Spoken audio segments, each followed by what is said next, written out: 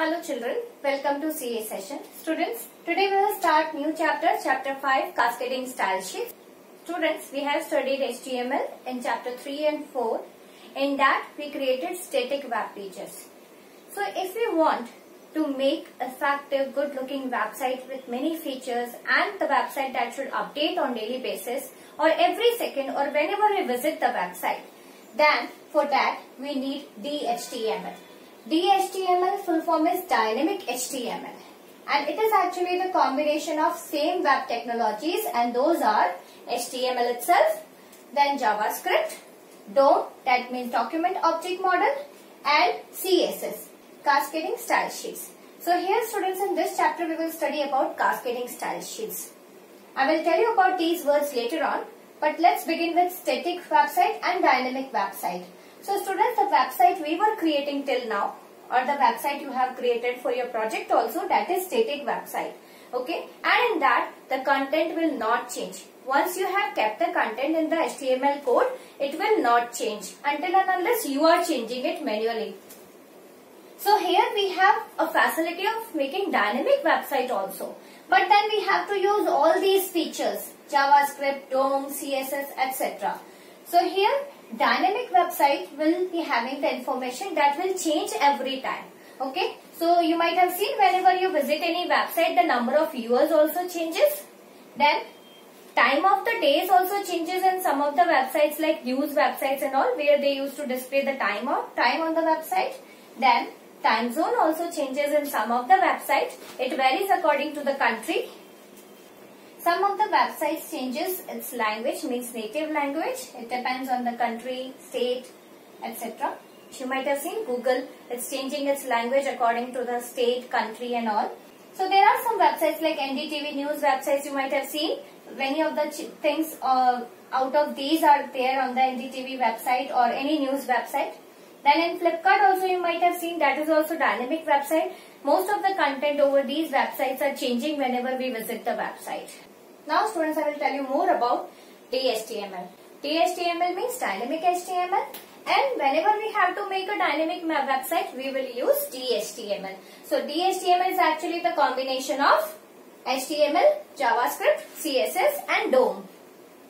So it's not a language, it is just combination of all these web technologies. Okay, so it is not a language and not a web standard. Now we'll study about DHTML characteristics. Whenever we want to give some effects in web pages, okay, you might have seen there are websites, means interactive websites available on internet these days. Okay, and whatever we have studied till now, with that we were able to make simple websites. So some of the websites you might have seen, some elements are animated, okay, like buttons used to scroll, color is changing and all. Then mouse rollover effect is also there. Whenever you roll mouse over any of the object on the website, then something happens. Then pop-up menu also you might have seen. Like right now we are only putting links, but in place links can be converted to menus using these facilities. So when we simply hover or take mouse pointer on the menu, you might have seen drop down menu appears. So that is pop-up menus. Then search facilities. Then search facilities also you might have seen, when you click on search box used to expand. Then you type something and click on search button. Now comments also you might have seen, when you click on comment box, then the comment box opens and then we used to type the comment.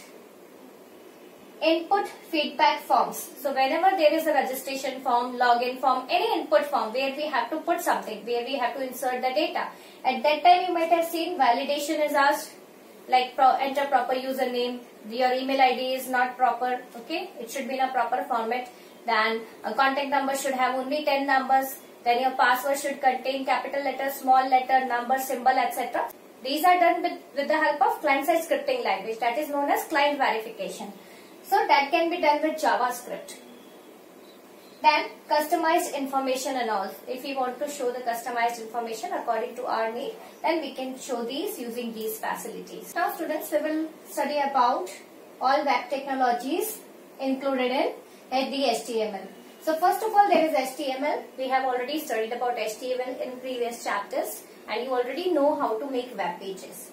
So here it is a basic markup language and it is used to create web pages. We can simply design or simply structure a web page, and then we can simply create a structured website using paragraphs, tables, lists, forms, etc. Now CSS. CSS full form is Cascading Style Sheet.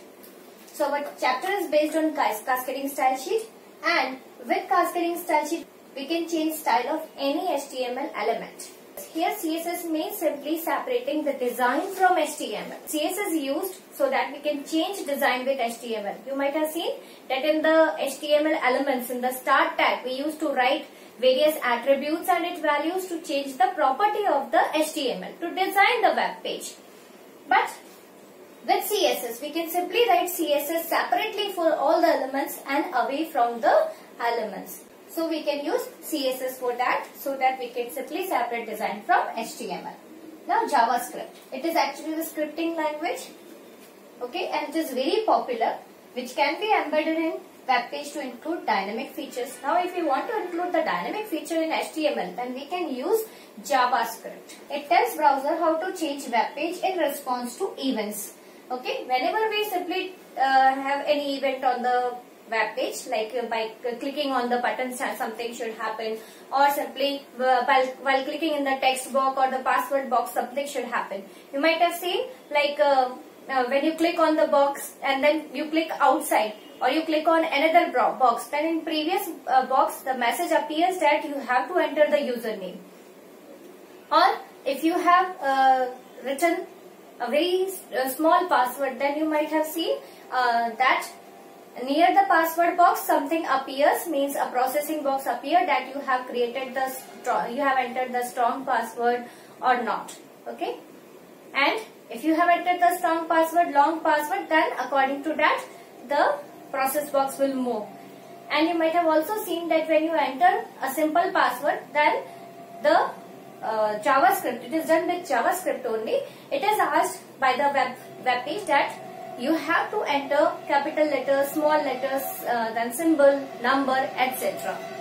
After filling the complete form, in the last when you click on the button, then if any field left empty, or the fields which are not optional, means which are required, those fields should be compulsorily filled, and that the web page will ensure before and clicking on the register button or login button. Okay, like if there is a login page and you have not entered username, or you have entered username and if you have not entered password and you used to click on the login button, then the web page will ask you that you have to enter the password.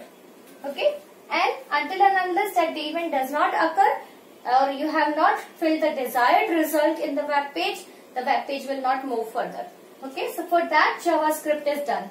For client side verification, okay, that whether the verification means the form has been filled properly or not, and giving some effects also, like changing colors and all. Then DOM, document object model. It actually creates the standard object model for the HTML. You might have seen that in HTML we have the hierarchical model of objects. Hierarchy means simply there are tags inside the tags, and by putting tags inside the tags we can create a structured web page. So students, only this much for today. Thank you. Have a nice day.